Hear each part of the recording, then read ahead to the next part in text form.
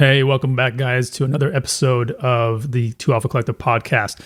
I am your host, Kyle Male, and again, I am solo today. But we have a lot to talk about, so it's okay that I'm solo because I think if I had another person here, we probably definitely go over an hour. And we're going to try very hard to stick to an hour today. There is a lot of information that I want to put out for you guys. If you guys haven't watched the last episode or listened to the last episode of the podcast, I basically talked about the Army's new vaccine mandates and how they're telling soldiers that if you don't get this vaccine, that they will kick you out. More than likely, at the minimum, they will take adverse action, UCMJ action, which, again, could result in a loss of rank or loss of pay, or if you're a leadership position, they can take you out of that position. But worst case scenario, they can kick you out. And Mr. Biden himself is saying that he wants to kick you out with a dishonorable discharge.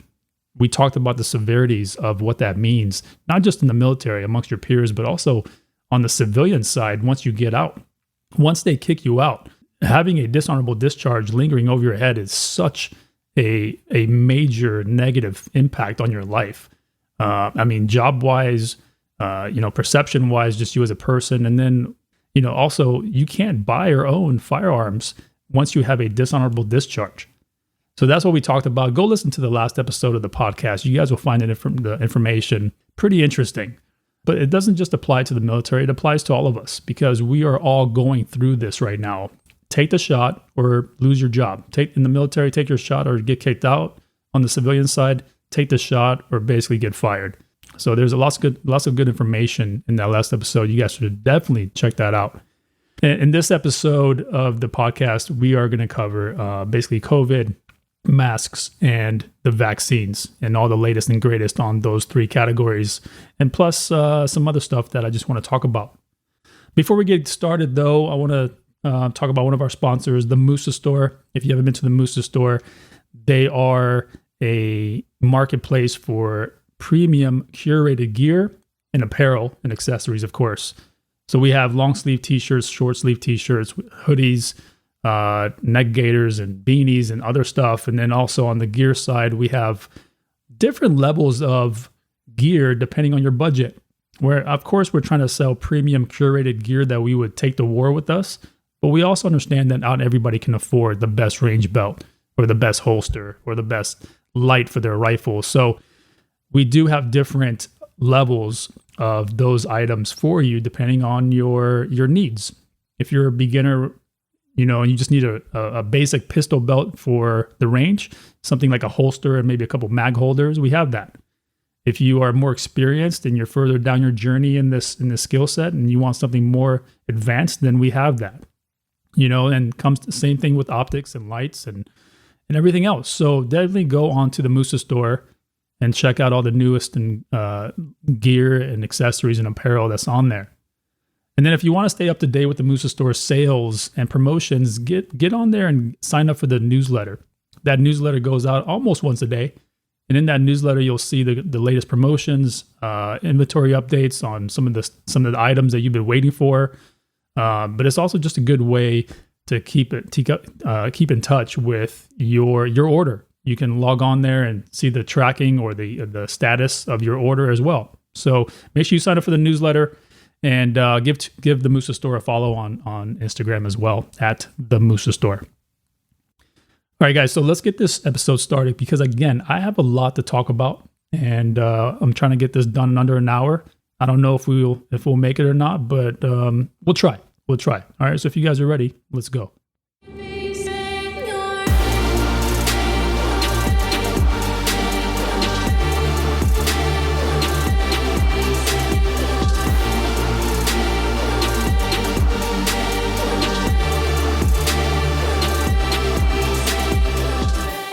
All right, so it's been 18 months since COVID came out.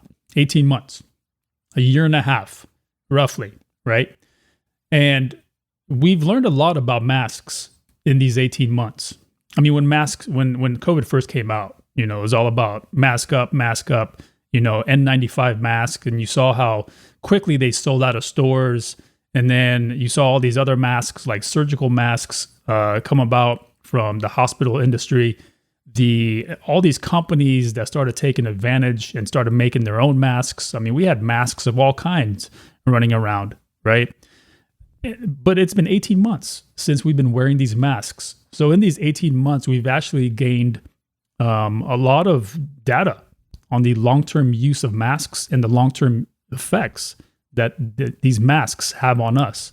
And now you have experts of all different backgrounds speaking up and giving us this data, letting us know, the goods and bads of wearing these masks over time.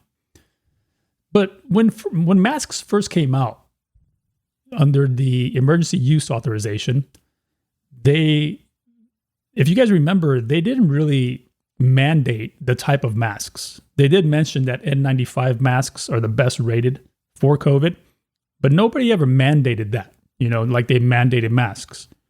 They just wanted you to mask up, if you guys remember. There was no transparency there. It was either mask up, that was it. Either mask up or you're not allowed into these places. And then obviously a lot of those rules changed over time. A lot of the narrative changed over time. Kind of, leaves a big gray area because, nobody knew what was right and wrong. Nobody knew. And that's why people were running around in cloth masks and polyester masks, and people had neck gaiters on, and it was all kinds of craziness out there. Well, under the Federal Trade Commission guidelines, it's deceptive to tell anybody or everybody that you have to wear masks to stop the spread or slow the spread when you're in fact not stopping anything because the data wasn't there. The data wasn't there, and if the data, even if the data was there, then why weren't they mandating N95 masks? Why were they just saying to mask up and not caring about what kind of masks people were wearing? I remember seeing people with like t-shirts wrapped around their head. I saw this one person who had like toilet paper wrapped around his face just so he could go into a store. I forget where that was. I mean, but nobody, even in the store, or nobody in these establishments, like even college institutions or educational institutions, nobody cared what kind of mask it was. Nobody cared. As long as you had something covering your face, they were okay with that. So under the emergency use authorization, masks were actually experimental devices. They had experimental use authority, but they didn't have the authority to mandate masks. This is what we're finding out now, right? All these things are kind of uncovering. So if they're an experimental device, then they can't technically make you wear a mask because they don't have the data to say, yes, this works, or it actually even stops or slows down the spread. They don't have that data. So really, masks, in my opinion, they were just a deception. All right, they were a deception and a bit of a distraction. They knew that if they made you wear masks and you guys complied, that it would give them time to come up with whatever the narrative was, or follow along the narrative later. And then if you guys were dumb enough to wear masks, then you were dumb enough to believe anything else they said later, which 18 months down the road, we've seen all this. It's come true, right? There's a lot of truth in what I just said. But even back then, when they were talking about masks, they said N95 masks are the ones that are actually work. Anything else doesn't really work. I mean, they're right. Even the surgical masks, right? When you put a surgical mask on your face, the shape of that mask is already compromised. You know how like the sides by your cheeks, they kind of bow out a little bit and there's room in there for air to come in and go out? Okay, well, that mask is ineffective. So why is the surgical mask even an option? It doesn't really, they say it slows down the rate in a controlled environment like a classroom or an office, but it doesn't really, because what you're really doing with the surgical mask is, instead of pushing all that air out towards the front, you're pushing maybe at least half of it. I don't know. I'm not a scientist, but if there's big old holes on the sides of my mask because the shape has been compromised, then there's a good chance that I'm probably pushing a lot of my air or exhaling a lot of my air out through the sides. So that mask is not protecting anyone from me. And I mean, so why am I wearing this mask? It's not really slowing down anything, is it? If the air is now, instead of going out to the 12 o'clock of my mouth, it's going out to the 9 o'clock and 3 o'clock of my mouth. What am I really slowing down or stopping, as they claim? And then the whole thing with restaurants, you have to wear a mask for the whopping 5 to 10 seconds that it takes you to get to your table. But once you get to your table, you can go ahead and take your mask off once you sit down. Because COVID only operates at 6 to 7 feet, right? If you're sitting at like 3 feet, COVID doesn't live at that elevation. It dies, right? It's non-effective. There's like a force field, which is obviously ridiculous. So what is it really about? What is the science really about for these masks if only N95 masks really work and the rest of these masks don't, especially surgical masks? Where is the science? Where is the science about standing versus sitting? There is no science there. Where's the science for the 6 foot rule? I have to be 6 feet away from the next person. Where's the science? There is no science there. But yet we just believed it and went with it. I mean, if you walk for 10 seconds to a restaurant, which is, by the way, outdoors, because most of the restaurants closed their indoor facility and they set up shop outdoors, but you still have to wear your mask for those 5 to 10 seconds of you getting to your table, and then you take it off. Where's the science there? You're outdoors. And by the way, recently, Biden and his wife walked through the entire restaurant unmasked. I'm sure you guys, I don't know if there's a video out there. There's several photos out there. But, he's not even following his own advice. He is the chief. He is the chief hypocrite in office. It's a do as I say, not as I do, right? So even the World Health Organization, the WHO, said that masks are useless against COVID-19. The CDC said the same thing. The CDC said you should only wear masks if you're sick or if you're taking care of those who are sick. Let's play a clip from the WHO really quick. I forget this lady's name, but she's speaking. There's a couple people speaking, in fact, but they're talking about the WHO. Let's play this clip really quick. The state government's advice on wearing face masks is in line with the World Health Organization. Under its guidelines, masks should only be worn if you have a cough, fever and difficulty breathing, or if you are healthy and taking care of someone with these symptoms and or someone with a confirmed case of COVID-19. If you do not have these symptoms, you do not have to wear masks because there is no evidence that they protect people who are not sick. If you do not have the symptoms, you do not have to wear a mask. But yet they made everyone wear a mask. They didn't care about your symptoms. They didn't care about your health. They didn't care about your safety. They just cared that you complied. As long as you complied. And they didn't even care how you complied. They didn't care that it wasn't an N95 mask. They didn't care that it was toilet paper wrapped around your face. They just cared that he complied. You know what we call that in the military? Testing the perimeter. They are trying to see how much they can get away with. And apparently they got away with a lot because everybody just drank that Kool-Aid. Masks, 6 foot rule. Keep your mask on while you're walking to your table, then you can take it off. You guys, obviously, at this point, 18 months down the road, have to realize what a crock of bullshit all that was. Right? It was completely horseshit. It has nothing. Here they are talking about trust the science. It was never about the science. It was never about health. It was never about stopping COVID. It was about you doing what they want you to do and them testing that theory. And they won. We all fell for it. Okay, they won this battle.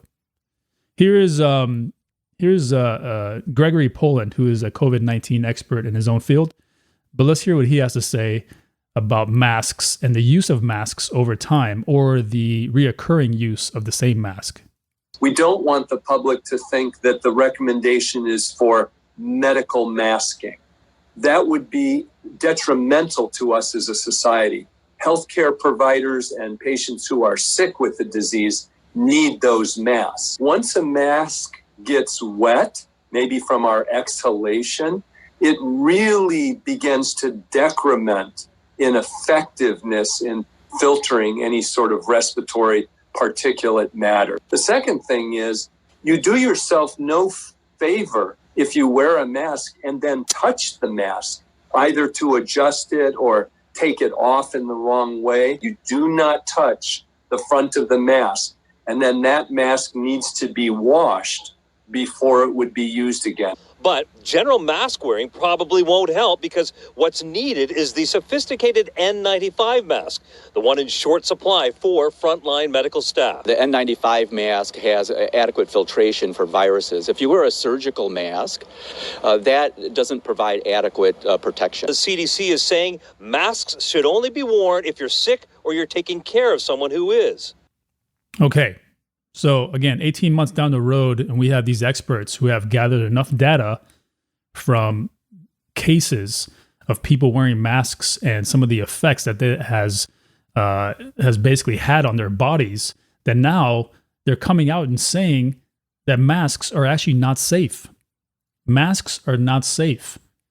You heard Mr. Poland say that when you wear a mask over time, the exhalation of your breath leaves basically little liquid particles in that mask that over time defeats the purpose of the efficacy of the mask. If that mask gets wet, guess what? It's no longer effective. And some of you guys that are out there, you wear that same mask every day for 8 hours, 9 hours while you're working. And when you go home, you set it down on the table, and then in the morning you take it with you, and it's the same mask. At this point, it doesn't really matter what the mask is made of. None of these masks are effective. You would have to switch out your mask probably once every few hours in order to maintain the efficacy of that mask and actually slow or stop the spread as they claim. And then he's talking about washing masks. How many of you guys wash your masks? Well, maybe your fancy little bedazzled ones that you guys bought off of Amazon or wherever. You may have to wash those. But nobody's going to wash their N95 mask or their surgical mask. Oh, people, I didn't know this information. I've been using the same surgical mask for a long time. It's my backup mask in case I forget when I'm traveling, and I wear that same one. Who knows how long ago that mask, became ineffective. So obviously we know that N95 masks are the only ones rated strong enough to help slow the spread. But why aren't they mandating N95 masks? Right? Again, I talked about how people are walking around with all kinds of crap wrapped around their head. But never once did I hear a mandate for N95 masks. In fact, not even in one case of one story from the media, let alone the people at the CDC or the World Health Organization, let alone Fauci, right? Because I guess Fauci's the COVID god, so he knows all. And everything he says is true and accurate. But not once did he mandate N95 masks. So is it really about safety? Or is it about, testing their theories on adding measures of controlling people and compliancy? I think they're conditioning people to the new norms that they want us to live by. It always goes back to, relying on the government. The government will be here for you. The government will save you. You don't need anybody else. We are here to protect you. Well, now they want to protect you, but they also want you to do exactly as they say. Hence, conditioning us to their new norms. So, if we're talking about efficacy of these masks, then what are some of the things that have been found in the data from the last 18 months? What are some of the dangers of the long-term use of the same mask? Or just masks in general? Maybe you are switching out masks every couple of hours. But how safe is it to wear a mask every day for hours and hours? Well, experts have said that there are a bunch of things that you can experience if you are in fact wearing a mask for hours and hours and days on out. Shortness of breath and lightheadedness. So there's stories of people, and especially children, that are passing out from wearing masks. I'm sure you guys have seen it on the news or heard it somewhere. people are just keeling over, passing out because they have a shortness of breath or they're lightheaded. And then, I know you guys have heard stories of some of these athletes in college and high school and college where they've made them wear masks while they're practicing their sport. And these kids are just passing out because the mixture of their oxygen and carbon dioxide levels are basically uneven. They're completely off balance, which is also leading to headaches. You know, when you change the intake-outtake mixture of of oxygen and carbon dioxide levels in your blood, that has effects on your brain.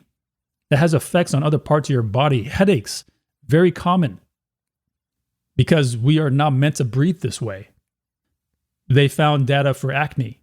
If you are re-wearing the same mask over and over again, it can cause it causes inhalation of dust and pollen and bacteria, other particle contaminants that are trapped in the mask material, which then clog your pores. So now people are like breaking out on their face because they're wearing masks every day, probably the same mask without washing it or cleaning it. Chronic dermatitis. There's been studies showing that there's been a spike of chronic dermatitis in patients, when wearing surgical or N95 masks, because there's the fabric in those two masks are non-woven. They're made by using chemicals to bond the fibers together. So people who have a sensitive skin or a pre-existing skin condition can develop some form of dermatitis. In the worst case scenario, it can lead to scarring from outbreaks. So if you have like this outbreak of acne on your face, then it can lead to scarring or some form of dermatitis. I mean, none of this is good. And, imagine these are kids in elementary school that are wearing these masks. Kids that don't even have mature lungs yet, that are probably, they're probably experiencing some level of shortness of breath or lightheadedness, but they don't know. They don't know what their symptoms are because they're too young. Headaches. Kids, when kids have pain, they typically complain about pain. Oh, my head hurts. I like to see a study on how many of these elementary school kids are complaining about these. What about a weakened immune system?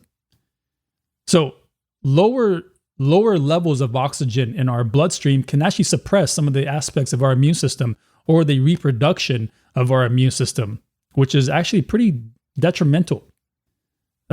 Because other words, if we have a healthy immune system, it's healthy enough to fight off infections or bacteria or anything else, which obviously, is what our immune system is made for.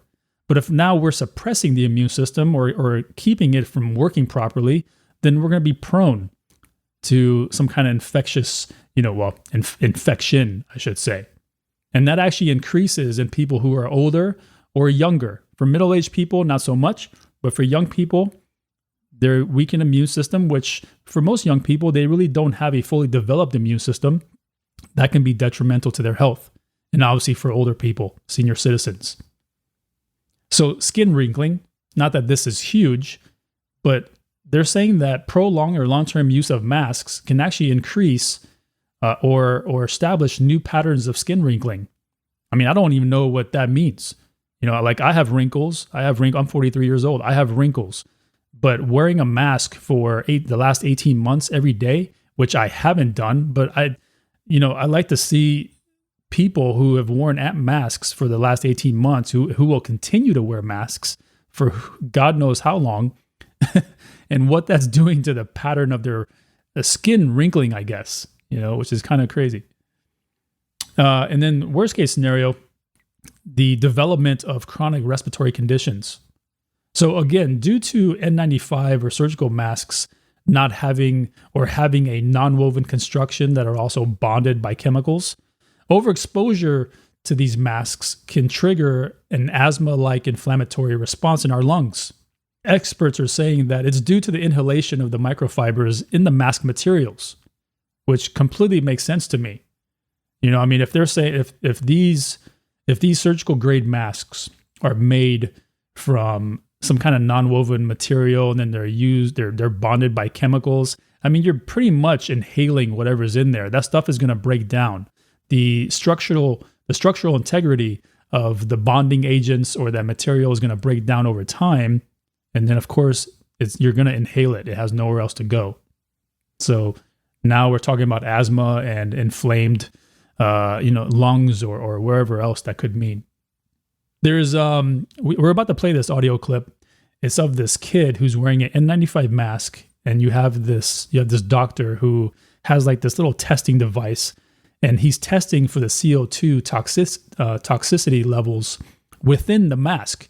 So within the mask of what this kid is breathing in and breathing out, they're testing the CO2 toxicity levels within the mask.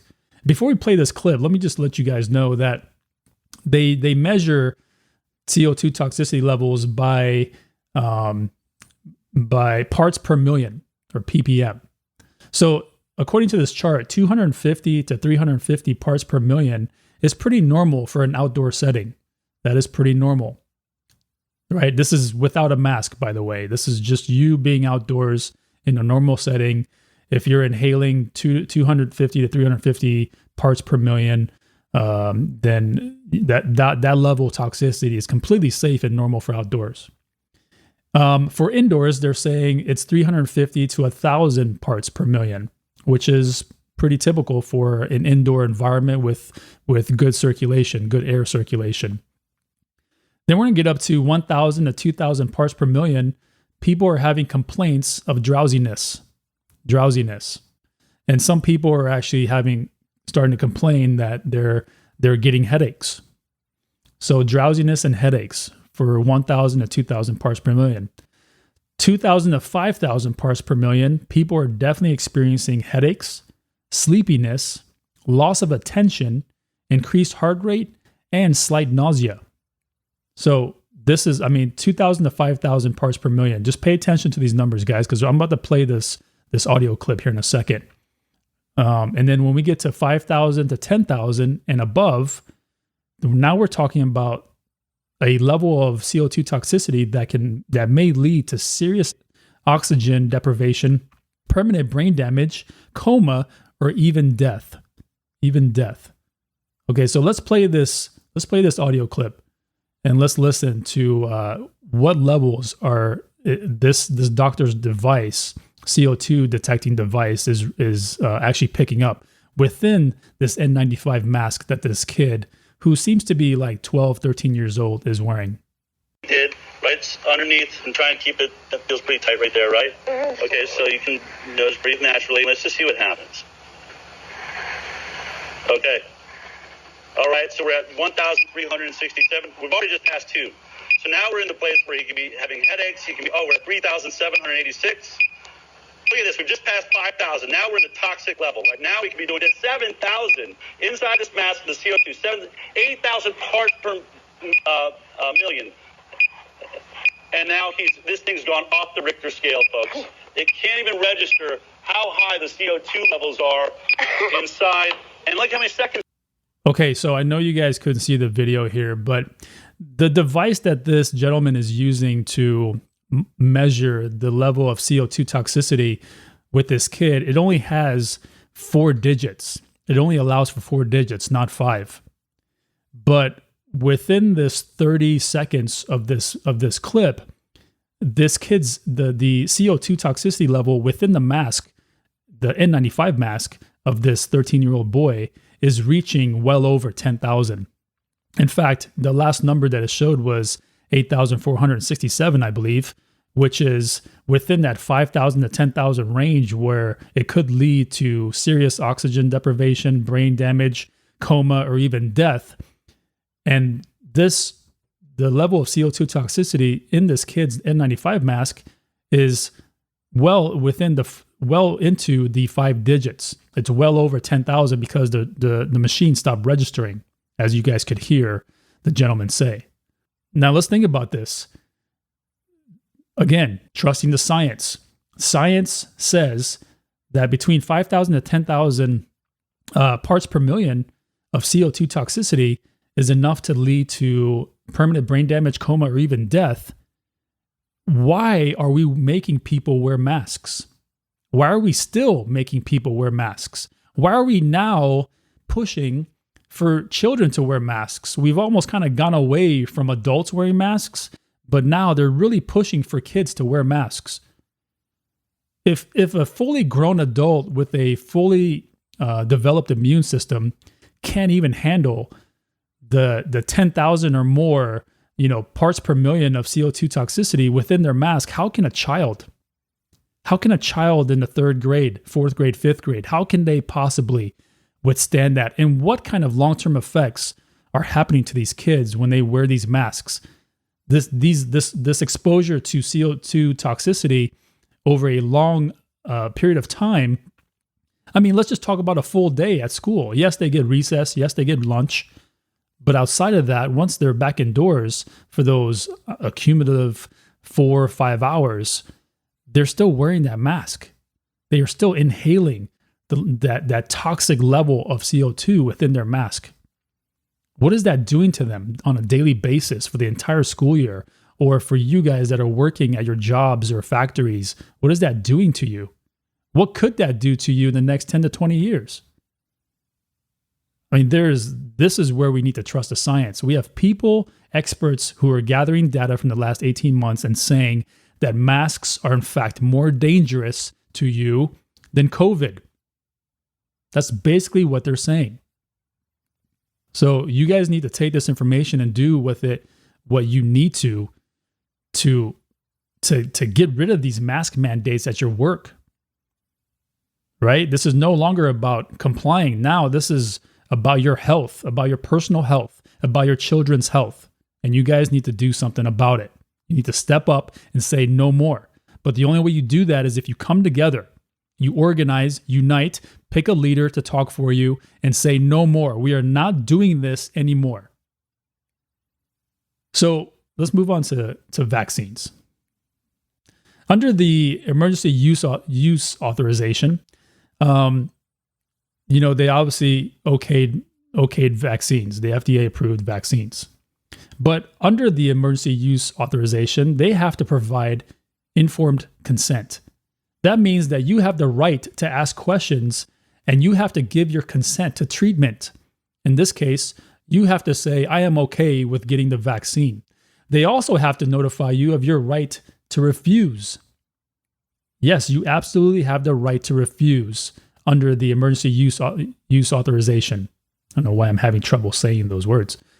But if you guys didn't know that before, you need to understand that now. Did they ask you for your consent? Maybe they did. But did they also notify you that you have the right to refuse? No, they didn't. Why would they give you information that would be valuable to you? They didn't tell you that. Instead, what they did was they took that and they wrapped it around mandates, that magic word. You will get this vaccine or you will get fired. They didn't even give you a choice.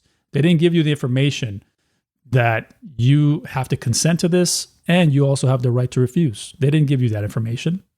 They just skipped straight to the either take it or get fired. Either take it or get booted out of the military. So during the elections, Biden, Harris, and actually most Democrats refused to take quote unquote Trump's vaccine. They wanted transparency on a rushed vaccine, right? Because the vaccine was in fact rushed. In fact, for a proper vaccine to be approved, it takes 10 years. It takes 10 years of developing, testing through the clinical trials, the other phases of testing to actually approve the vaccine. 10 years is the standard. But this vaccine or these vaccines from Johnson & Johnson, Moderna, Pfizer, whoever else, they came out probably within a year. Within a year of COVID happening, they came out. I would say probably even 6 months. So those same people back then, when they were just candidates for presidency and vice presidency, they were saying, no way will I take this vaccine. Are you going to take the vaccine? Who's going to take this vaccine without transparency? But now that they're in office, they're mandating it. They're not criticizing it when Trump was in office like they did when he was in office. They are now mandating this vaccine with zero transparency. So let's play this clip and let's hear it for ourselves.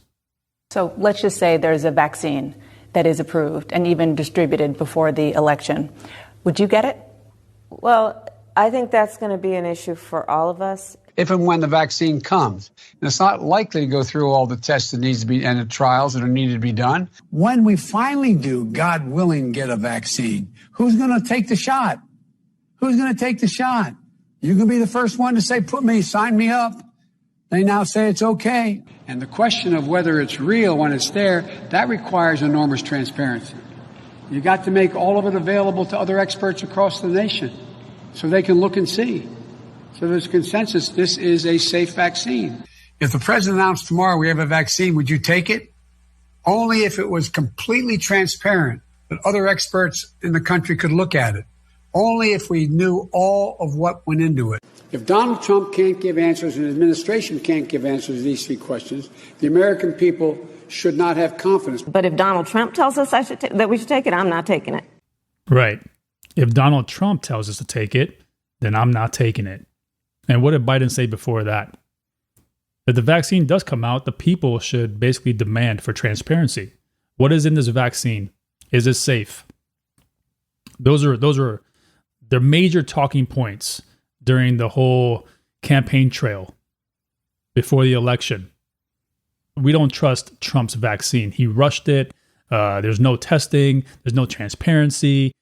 We don't know what's in this. I wouldn't take the vaccine. Will you take the vaccine? But now that they're in office, they want people to forget that they were the first ones to question the vaccine. They were the first. And now when we question the vaccine, we get labeled as conspiracy theorists, domestic terrorists. That is a buzzword that's flying around here in America. That label is going on normal people. Parents who are going to school board meetings and protesting masks are getting labeled as domestic terrorists. They are questioning the narrative. They are questioning the vaccine. They're questioning masks. It's okay for them to question, but it's not okay for us. We just need to obey, comply, and do as we're told. So now it gets even better. The CDC now says that they have approved the mix and match of vaccines. Well, the mix and match. You can just mix and match vaccines all you want. Let me get some of that J&J. Let me get some of that Moderna. Okay, cool, I'm good.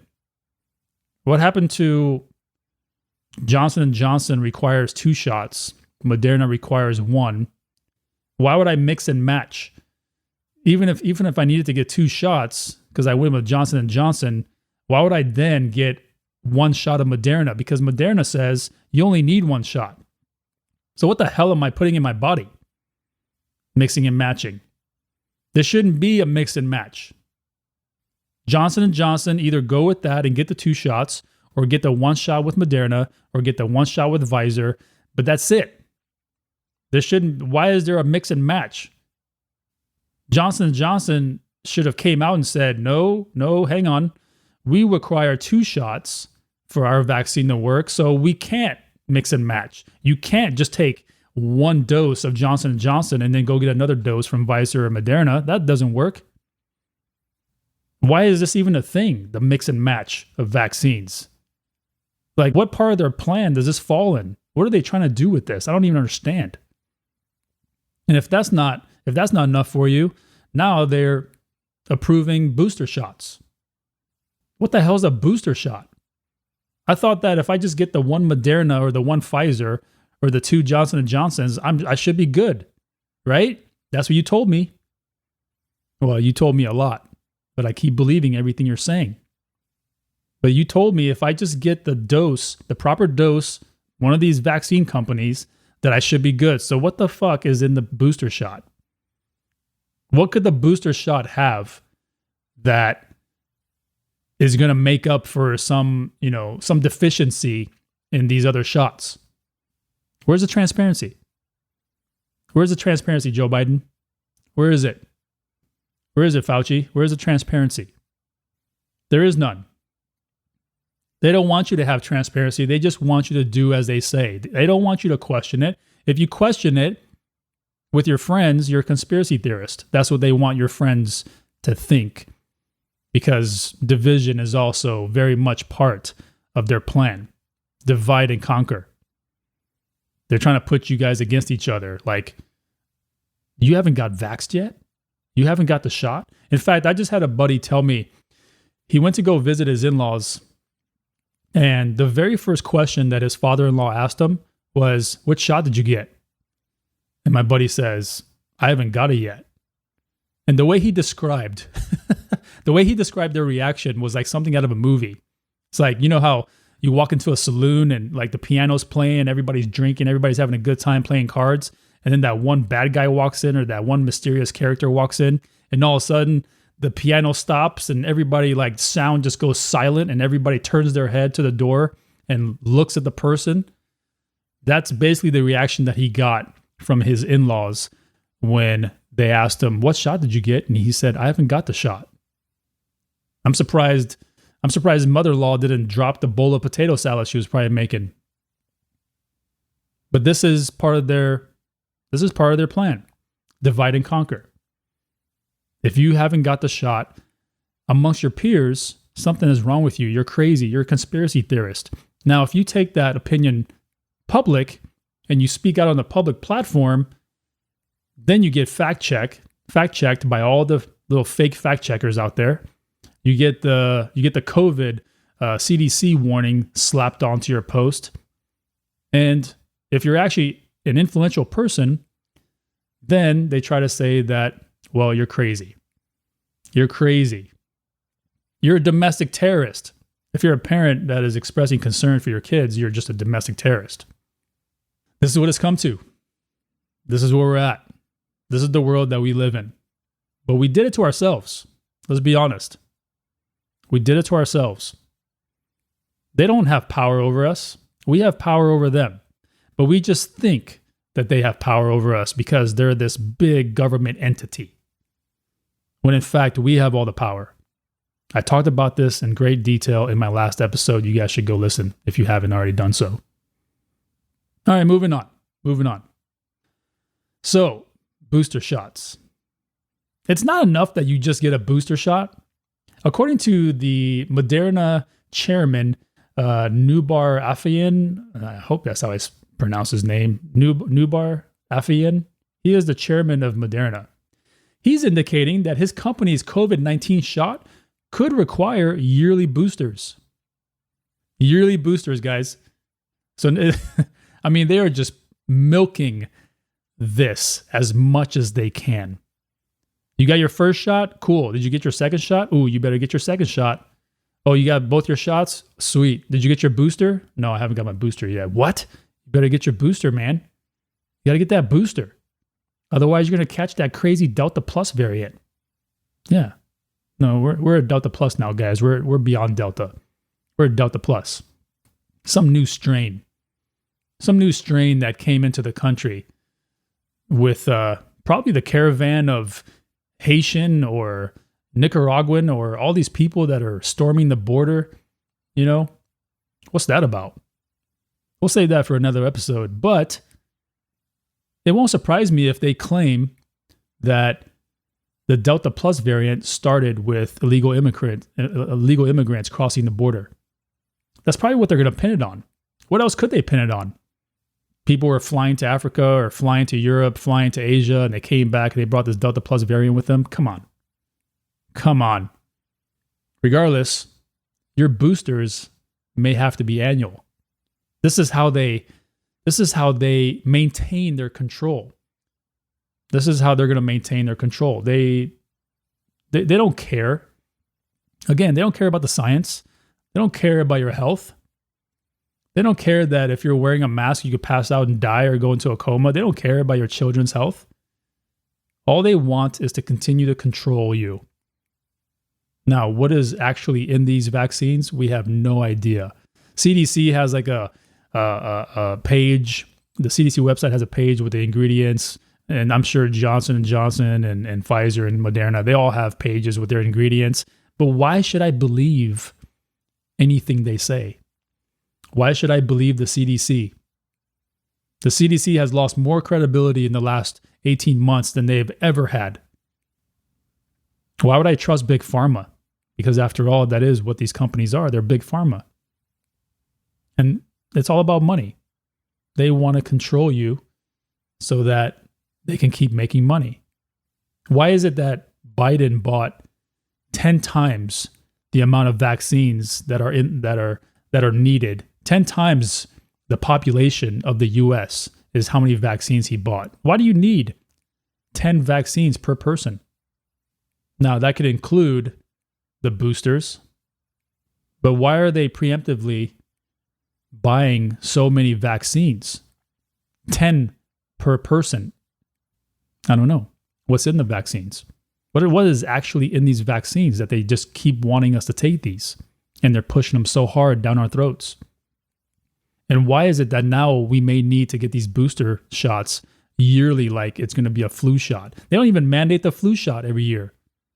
But they're going to mandate a booster shot? So they are actually literally trying to stick it to us. Pun intended, of course. Because they want to stick you once a year, every year, with the booster shot. I mean, this is so ridiculous. Under what other medical conditions do I need you to get your vaccine too so that mine can work? So I should be safe from everybody. But in what world do I need you guys to get your vaccine in order for mine to work? There is none. This is made up science. Look at every other vaccine out there. If you get the vaccine, you're good. You're not going to contract it. You're not going to transfer it, I guess, or give it to somebody else, for lack of better words. But all of a sudden with COVID, you will. You could get the vaccine, but let's say your husband or wife doesn't get the vaccine. And now what? Your vaccine is not going to work as well until she gets hers. Your vaccine doesn't activate until she gets hers. Like, how does that work? There's no science there. This is like made up science fiction. That's what it really is. Trust the science fiction. That's what they should say. The Harvard School of Business, they have a 95% vaccination rate. 95%. Yet, the school just went to all online classes because they had such a surge in breakthrough cases. So here you have a school that has a 95% vaccination rate, but yet they just went to online schooling or online courses because of the number of breakthrough cases in their student and staff population. So do these vaccines work or not? Are they going to try to blame this on, well, you got the vaccine for COVID-19, but you didn't get the vaccine for COVID-19 Delta variant. You got the vaccine for the Delta variant, but you didn't get the vaccine for the Delta Plus variant. So that is, in fact, what you contracted. That is the breakthrough case. Is that what they're trying to sell us?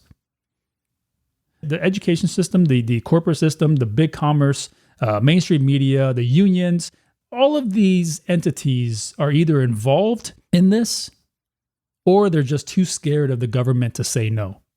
Or it could be a combination of both, really. They either have a hand in this, not like a hand, like an active hand, but they're basically passively saying like, hey, we'll follow along with whatever you guys tell us. Or they're just too scared to say no to the government. Maybe they are completely against it. I mean, you see companies now that are coming out and saying, no, we're not doing this anymore. Look at Delta Airlines. Delta Airlines said, I am not going to make my staff get the COVID vaccine if they don't want to. If they want to, great. But I'm not going to force them. And if they don't get it, I'm definitely not going to fire them. Why? Because this man or woman realizes the importance of the essential personnel within his business model. He can't afford for pilots to walk out on him. He can't afford for stewardesses to walk out on him. He can't afford for any other Delta employees to walk out. So he's putting his foot down, he or she is putting his foot down and saying no. One, I'm not going to force them to get the vaccine. Two, if they don't get the vaccine, I'm not going to force them to quit or fire them. And this is what more companies need to be doing. We see now that more and more celebrities and influential figures with some kind of talking platform, they're speaking out because, again, after 18 months, we're starting to see the true colors of this whole scenario, this situation. And people are starting to speak out. But now we need company heads to start speaking out and taking a stance. Follow the footsteps of Delta Airlines and some of these other companies that are out there saying no.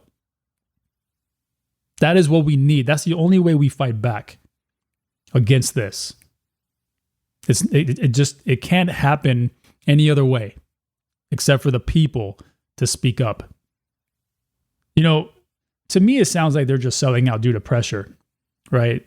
This pressure could be over funding, it could be over job security, or it could just be straight up bureaucracy. But they're selling out. That's what most of these companies and organizations are doing.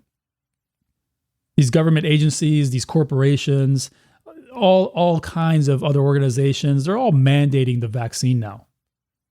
They are forcing you to take all of the risk, yet offering nothing in return. What are they offering you? Are they offering you better insurance? Are they offering to pay the premiums for your insurance? Are they offering life insurance? Are they offering to take care of your kids if something happens? Are they offering you extra vacation days if something happens to you, if you take this vaccine? What are they offering? Again, they are mandating that you take these vaccines. They want you to take all of the risk, and they're not doing anything in return for you. Why would I do that? Why would anybody do that? Furthermore, these mandates are not coming from doctors. They're not even coming from doctors. They're coming from unaccountable agencies like the CDC, the NIH. They just skipped over doctors. They skipped over them. So if you go to your local doctor now, they're going to say, well, according to the CDC, the NIH, according to the FDA, according to this unaccountable agency, this is what I, my professional recommendation. That's not your professional recommendation. You didn't go to school for 15 years to just follow the narrative of these agencies and big pharmaceutical companies. That's not what you went to school for. Isn't there like an oath that you took? I'm sure as a medical professional, you took an oath and you were breaking the principles of that oath when you were just handing out COVID vaccines and saying, yeah, take this and take that. And according to the CDC and NIH, according to Fauci. But these mandates are not coming from the local doctors because they skipped that process. They went straight to mainstream media. And because it's on mainstream media, everybody just follows along because everyone is being programmed. And in the meantime, Big Pharma is doing everything they can to prevent from being held liable. They're passing that buck on to anybody else but them. Who are you going to sue? So if I can't sue Pfizer, who can I sue? I can't sue my doctor because my doctor is following CDC guidelines. Can I sue the CDC? Well, maybe I can. Who can I go after if something bad happens to me or one of my family members or friends? Nobody really.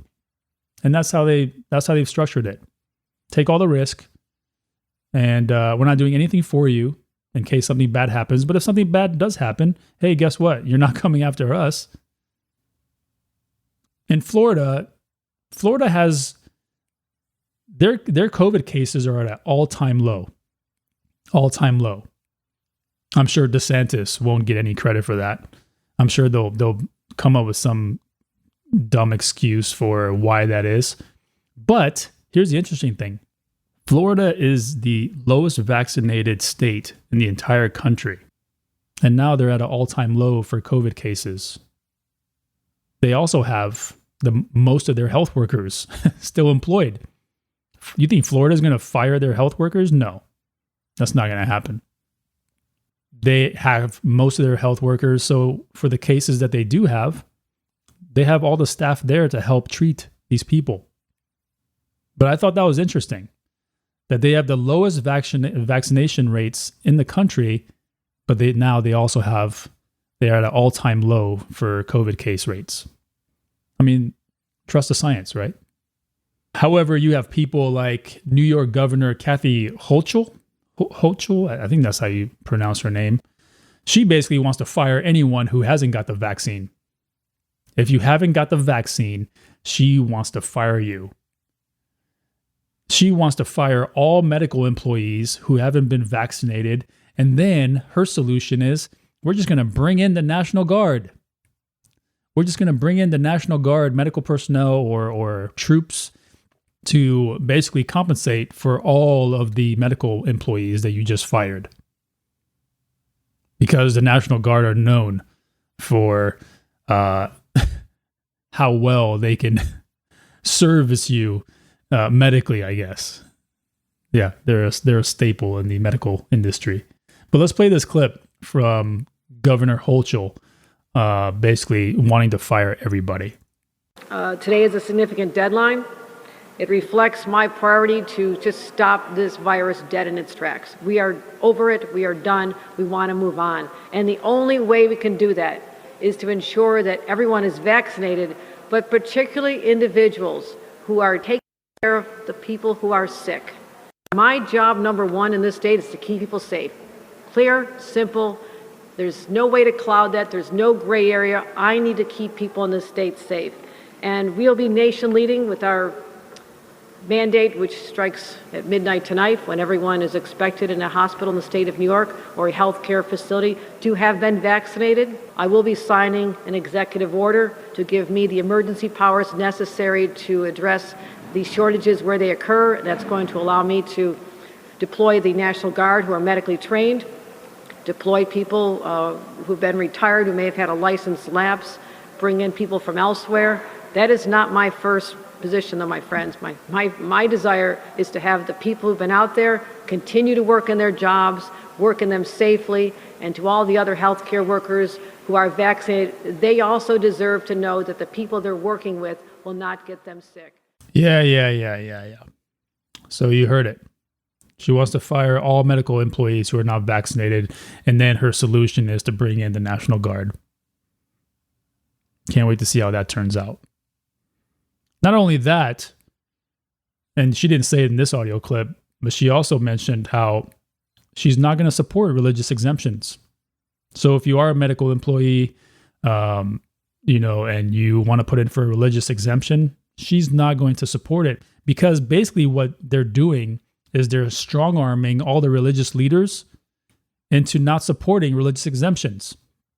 So if you go to your church, you go to your pastor, you go to your priest, you go to whoever, and you say, hey, can you give me a letter for religious exemption for COVID?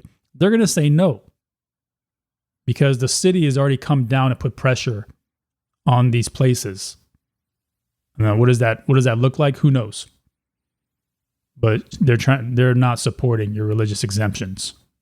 And then this same woman who is doing this, who's strong-arming these religious leaders into not supporting religious exemptions, she gets on her little soapbox and uses religion to manipulate people into pushing for the vaccine, calling them apostles and the smart ones.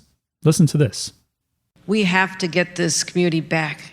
And what we went through this pandemic made us stronger. I believe that, especially when I talk to young people who weren't able to have their graduations from high school or a normal life for the last 18 months. I say to them, whatever comes your way in life, you are stronger. You are more resilient. God let you survive this pandemic because he wants you to do great things someday. He let you live through this when so many other people did not. And that is also your responsibility. But how do we keep more people alive? We are not through this pandemic. I wished we were, but I prayed a lot to God during this time. And you know what? God did answer our prayers. He made the smartest men and women, the scientists, the doctors, the researchers. He made them come up with a vaccine. That is from God to us. And we must say, thank you, God. Thank you. And I wear my vaccinated necklace all the time to say, I'm vaccinated. All of you. Yes, I know you're vaccinated. You're the smart ones. But you know there's people out there who aren't listening to God and what God wants. You know this. You know who they are. I need you to be my apostles. I need you to go out and talk about it and say, we owe this to each other. We love each other. Jesus taught us to love one another. And how do you show that love? But to care about each other enough to say, please get vaccinated because I love you. I want you to live. I want our kids to be safe when they're in schools. I want you to be safe when you go to a doctor's office or to a hospital and are treated by somebody. You don't want to get the virus from them. You're already sick or you wouldn't be there. We have to solve this, my friends. I need every one of you. I need you to let them know that this is how we can fight this pandemic, come back to normal, and then start talking about the real issues that we have to. Fighting systemic racial injustice, which exists today. And if there's a denier, I will take you on any day because I've seen it. I know it exists. And we are not going to have a blind eye to this ever again any longer under my watch. And that is my commitment to you. Oh, God. Sorry, I can only listen to so much. But she doesn't really say much after that. She just goes on about systemic racism. But here she is. Here she is, like one of the apostles of Jesus, standing on her little soapbox, calling all her people, you are the apostles, you are the smart ones, implying that anybody who hasn't taken the vaccine is dumb, not very smart, stupid. So go out there and talk to these people, talk to your friends and tell them that we got to do this for each other. I mean, the level of hypocrisy, the level of gall that this woman has, wearing her little whatever necklace, my vax necklace. I don't even know what she said. Get out of here. And then the other thing, the last thing she said was, if you are in New York City and if you apply for unemployment benefits because you got fired for not getting the vaccination, they're going to deny that to you. They're going to deny you unemployment benefits if you got fired for not getting the vaccination. So now, not only are you going to get fired from your job, but you're also not going to get unemployment. What does that mean? How many people are going to end up on the streets of New York City this winter, starving, homeless, with no place to go, no money, no food, because of this kind of tyranny? This is insane. She's talking about love. She's talking about Jesus. She's talking about religion. Yet she is so willing to fire people and put them out on the street this winter because they refused the vaccination. I mean, this just makes me so angry. It makes me so livid that there's people out there like her that are getting away with this. They're getting away with this because we are too afraid to stand up and say no. We are too afraid to come together, organize, and put our foot down and not budge. I keep saying this, we have the power, not they. Who is she? Who is she without her staff? Who is she without the law enforcement that is protecting her? She's nobody. She's one person. And yet we're the ones that are scared. We're the ones that feel powerless. When the truth is, we have all the power. You just need to wake up and realize that you do. So now people who have been working tirelessly for the last 18 months are getting fired. People that were considered heroes 6 months ago are getting fired. They're now not just getting fired, but they're being labeled as the bad guys. These are your conspiracy theorists. These are your anti-vaxxers. 6 months ago, you called them heroes because when everybody else was getting laid off or quitting, they were the ones that were still going in there every day, tirelessly working to save people. While the people who actually left their jobs were sitting at home on their couches, collecting unemployment, getting stimulus checks, and basically living rent-free, especially if they were in California. Because for a time there in California, if you didn't make rent, it's okay. It's okay. You can just, don't worry, we're not going to kick you out of your apartment or your house. You don't have to pay rent right now. How did that work? But that's basically the two classes at the point. You have people that are still going to work, And then you have people that were living at home without a job, collecting unemployment, and not having to pay rent, getting stimulus checks. It's crazy. So what's going to happen this winter? What's going to happen here in a couple of weeks when Thanksgiving's around the corner? Are we going to be able to celebrate Thanksgiving? Can we celebrate Christmas, Dr. Fauci? Hey, Dr. Fauci, will you give us permission this year to get together with our loved ones and celebrate a religious holiday that's basically our birthright? Let's see what Dr. Fauci has to say. And Dr. Fauci, lastly, we know the best way to keep safe is to be vaccinated. But what are your guidelines for the upcoming holidays? Will you be giving out Halloween candy? What do we do Thanksgiving, Christmas, and the other holidays? Well, Martha, I believe strongly that, particularly in the vaccinated people, if you're vaccinated and your family members are vaccinated, those who are eligible, that is obviously very young children and not yet eligible, that you can enjoy the holidays. You can enjoy Halloween, trick-or-treating, and certainly Thanksgiving with your family and Christmas with your families. That's one of the reasons why we emphasize why it's so important to get vaccinated, not only for your own safety, for that of your family, but also for the good of the community to keep the level of infection down. When you do that, there's no reason at all why you can't. Okay. All right, Dr. Fauci, thank you. So according to Dr. Fauci, if you were vaccinated, if you have been vaccinated and you're current on your vaccinations, meaning you got your shots and probably your boosters, then Dr. Fauci will allow you to celebrate Christmas. However, if you have not been vaccinated or if you're not current on your vaccinations, you're not allowed to celebrate Christmas. You're not allowed to get together for Thanksgiving. You're not allowed to get together for New Year's. And I'm sure this will go well into next year. You're not allowed to get together for Easter. Who gave this man so much power? Who gave this man so much authority to sit here and dictate our lives?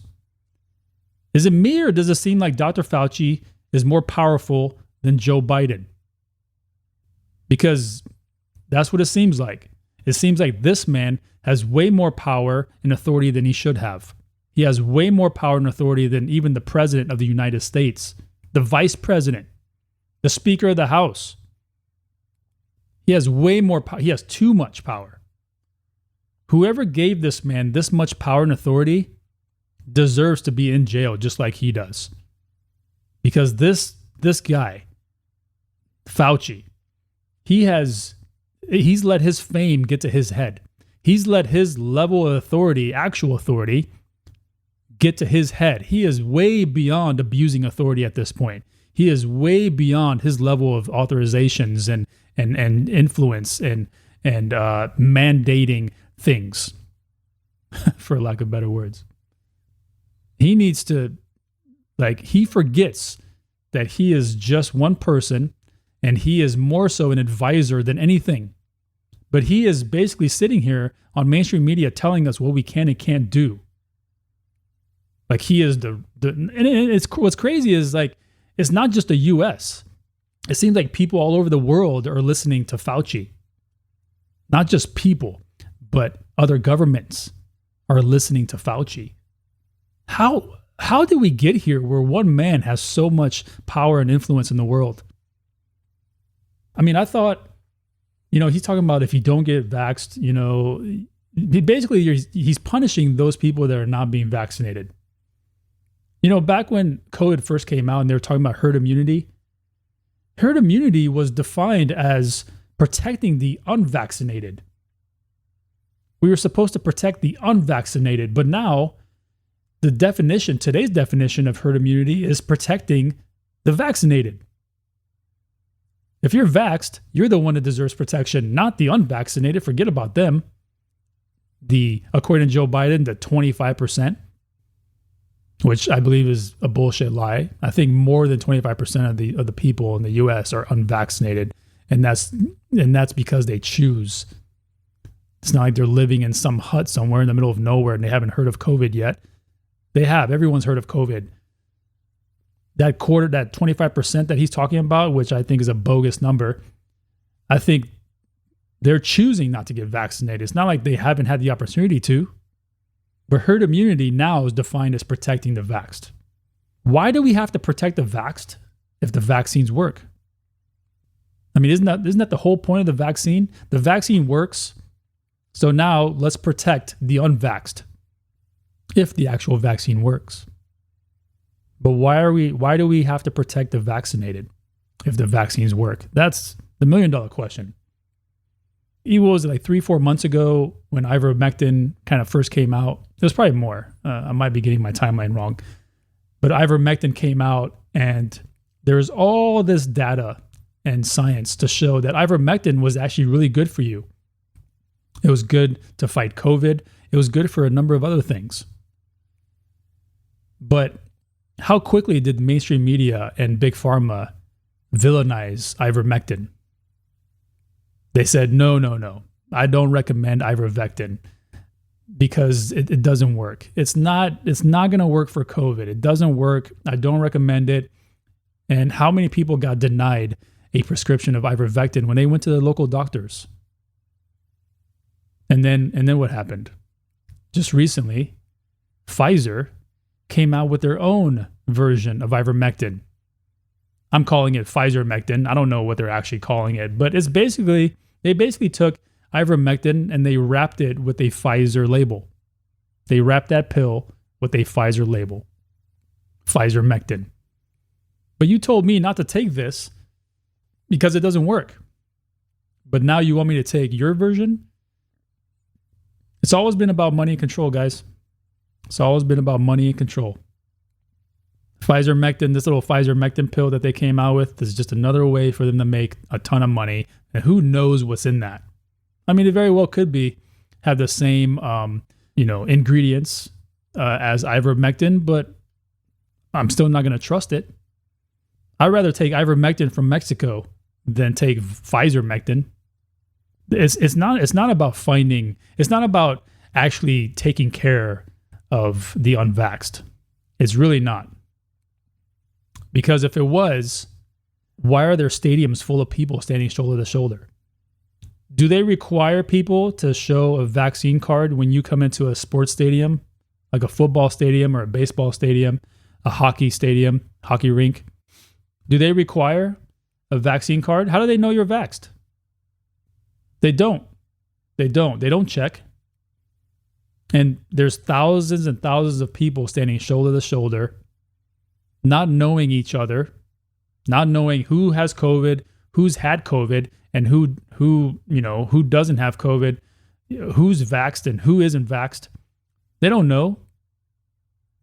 Because if it was about protecting the unvaxxed, if herd immunity was actually herd immunity, then they wouldn't allow people to go to football games. Or they would, but you'd have to show your vaccine card. Hey, I got all my shots. Here you go. Okay, come right in. Concessions are that way. But no, they don't. They don't care. That's why kids have to wear masks in class. But people are allowed to stand shoulder to shoulder in stadiums, but yet our kids have to wear masks in class. Our kids, 5, 6, 7 years old, they have to wear masks, yet grown adults and adolescent kids can go to a stadium and stand shoulder to shoulder for 3, 4, 5, 6 hours and breathe on each other, cough on each other, spit on each other, because that's okay. Because God forbid the NFL lose any more money, or the NHL or the MLB or the NBA. God forbid they lose any more money. So they struck a deal. I wish the same people that would struck a deal for the NBA to allow people to come in without masks would actually strike a deal with the Board of Education to allow our kids not to wear masks. They're not going to do that. There's no money in that. We have to do that. We as parents have to go to our kids' schools and tell them no more. My kid will not be wearing a mask anymore. Our kids will not be wearing masks in school anymore. That's why now they're pushing for parents to be labeled as domestic terrorists. With one piece of paper, they authorize that. Now the FBI is going to investigate parents who are going to the Board of Education or the school boards to protest masks. Really? Are you serious? Even though kids have the lowest contraction rate for COVID and yet have the biggest margin for survivability, why is this such a big thing now? Because it's all about conditioning and programming at its core. At its core, it's about conditioning and programming. They want the kids to be desensitized to this amount of control. They want the kids to be okay with this new level of norm. They want our kids to grow up weak-minded, not free thinkers, but like most of the population in this country, just do what the government tells you and be okay with it. Don't you dare complain. Earlier, I mentioned that Biden said 25% of the population is unvaxxed. Realistically, it's probably more like 35 to 45% of the country is unvaxxed, but of course they're going to, tweak those numbers in their favor. Look at the minority. These are the minorities in this country that are unvaxxed. Not racial minorities, but, vaxxed versus unvaxxed. These 25% of the population, they're unvaxxed. They're the bad guys. But again, realistically, those numbers are probably like 35 to 45%. I mean, the guy hates us. The guy hates us. In fact, he said something about he wants 98% of the country vaccinated before he will allow for things to go back to normal. Before he will allow for things to go back to normal. He wants to come after us by dividing us and putting us against each other. It's classic. These are classic tactics that go back centuries. Centuries, guys. Goes back all the way back to the Egyptians. Probably further back. Okay, so what happens if we don't achieve that 98%? What's going to happen? What is he going to do?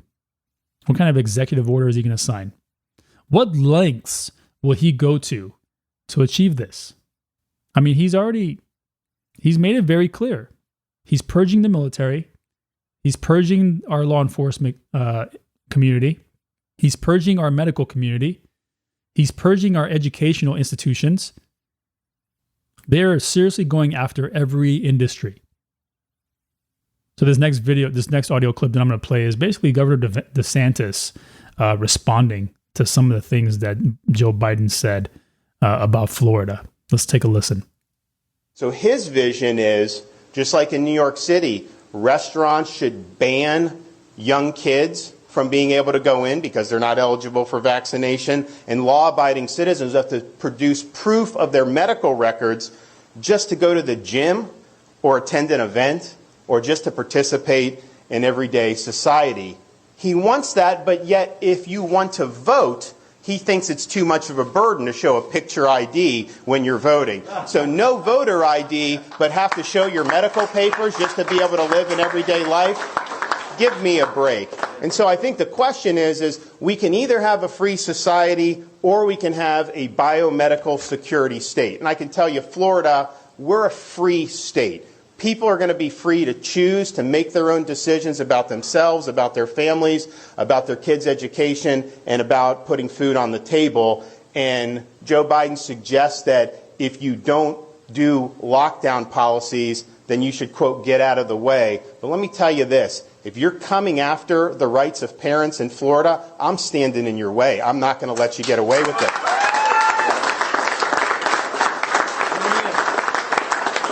If you're trying to deny kids a proper in-person education, I'm going to stand in your way, and I'm going to stand up for the kids in Florida. If you're trying to restrict people, impose mandates, if you're trying to ruin their jobs and their livelihoods and their small business, if you are trying to lock people down, I am standing in your way, and I'm standing for the people of Florida. So why don't you do your job?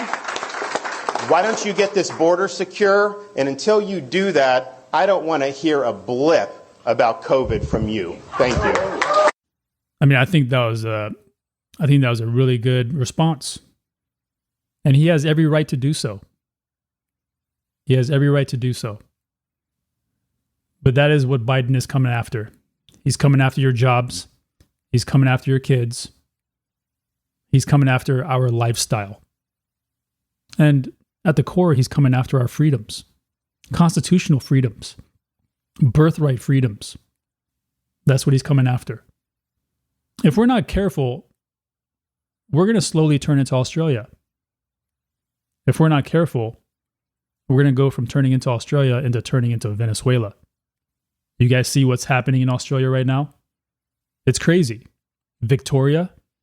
I mean, Victoria might as well be the Bay Area in California. That's how bad it is, except Victoria is worse because in Australia, they don't have the freedom of speech. So if whoever has the guns has the power, whoever has the guns, you have to do what that person with the gun say. There's no freedom of speech there. They can't defend themselves. They can't even speak up. So if you're going to, if you go outside your house after curfew, you're going to jail. If you put your trash can outside, you're going to jail. We have a clip here from Charlie Kirk. In fact, this was on his Critical Race tour. Just find this for you. Can we find that? Yeah, here it is. Let's play this. And just to add more color to that, mandatory curfews, can't go outside a couple miles outside of your home. Those are all real things, right? Yep. Okay. Yep. All because of... Very real. It's not, Because what you're hearing out of Australia is very, very real. Because I'm told by people this is not true, and... Oh, nah. You got the accent to prove it. People being arrested... People being arrested for putting their trash cans out after curfew. Like, you can get onto YouTube and you'll have a ball on there. You'll just spend hours watching crazy stuff from Australia. So, not snakes. America's supposed to be different. And this is where I talk about American exceptionalism. The Anglosphere has differences, unfortunately. That Australia does not believe in natural rights the way the American project did. You just gave a great example. They do not have freedom of speech protected. Therefore, in Australia, the guys with the guns get to determine who gets to talk. In America, as we have an assault on freedom of speech, public expression, freedom of assembly, all of a sudden, we're going to start heading in that direction. So what is the big difference between Australia and America? It comes down to our mission statement. It comes down to the mission statement of America is who's the sovereign? The people. Australia, they do not believe that. What else is the difference in America? We believe the states created the federal government. The federal government did not create the states. Australia is a centralized nation. We're one size fits all. We're going to tell you what to do. Mandatory edict, you do not question it. In America, we have liberty as a core value. We have a trinity in our country. In our country, there's a Christian trinity, Jesus the Son, God the Father, and the Holy Spirit. There's an American trinity. It's on every coin. You guys should look at it every time you look at a piece of currency before they all go away, which is going to happen very soon, unfortunately. Liberty, in God we trust, and e pluribus unum. It's the American trinity. Australia believes in none of those things.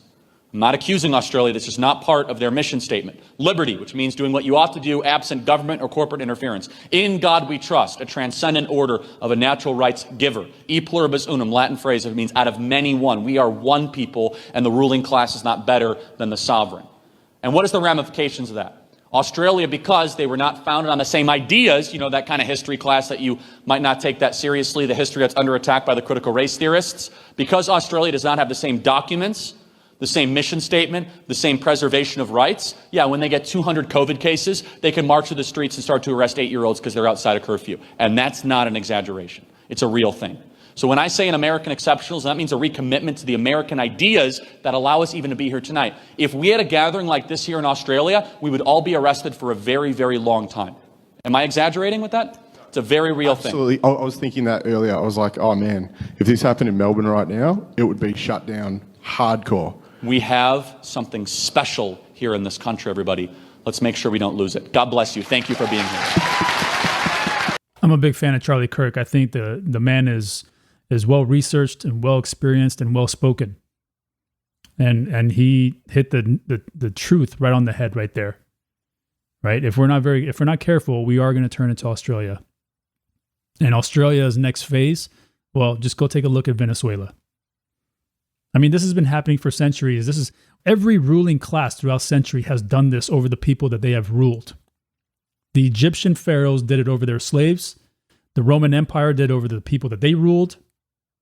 And of course, in modern times, you have people like Hitler. Hitler did the same thing with the Jews. Slowly, over time, manipulated and villainized these people. And this is the road that we're headed down. If we, as a people, do not stand up and do something, we're just going to sit there and let it happen. I read a meme the other day that said, basically, if you didn't know if you would have complied during Hitler Germany, well, now you know. Now you know. if you would have complied or not. Those people back then, they were thinking the same thing.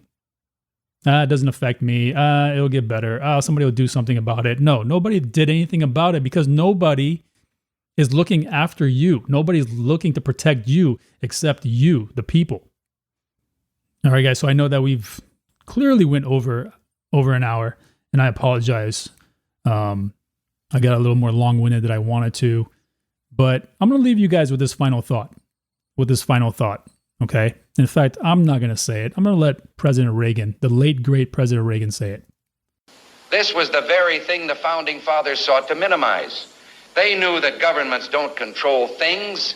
A government can't control the economy without controlling people.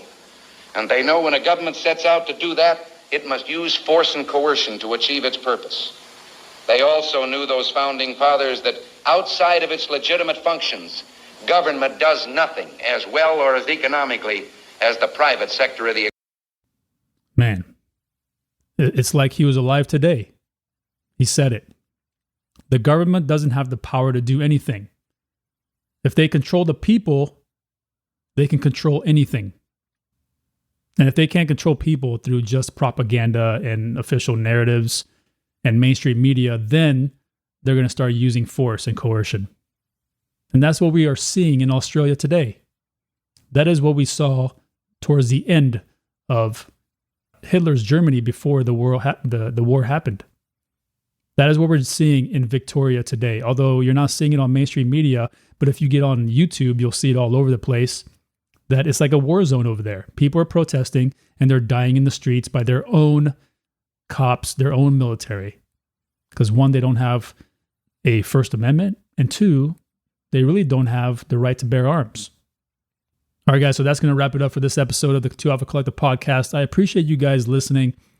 You guys are awesome, as always, for tuning in. Thank you for bearing with me for this extra half hour. Make sure you guys give us a follow here on this podcast. Save it in your favorites or whatever.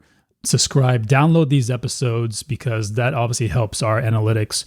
If you're on Apple, please give us a 5-star rating because that definitely helps the podcast out. But we are on Apple iTunes. We're on Spotify, Google, Anchor, SoundCloud. I'll be posting the video edition of this on our YouTube page, on the 2 Alpha Training Group YouTube. Go there, give us a subscribe there, please. Give us a like and comment. That is a good place to comment for sure on just giving me feedback on this podcast or any ideas you may have for future podcasts. And as always, give me a follow on Instagram, Kawa_M_official.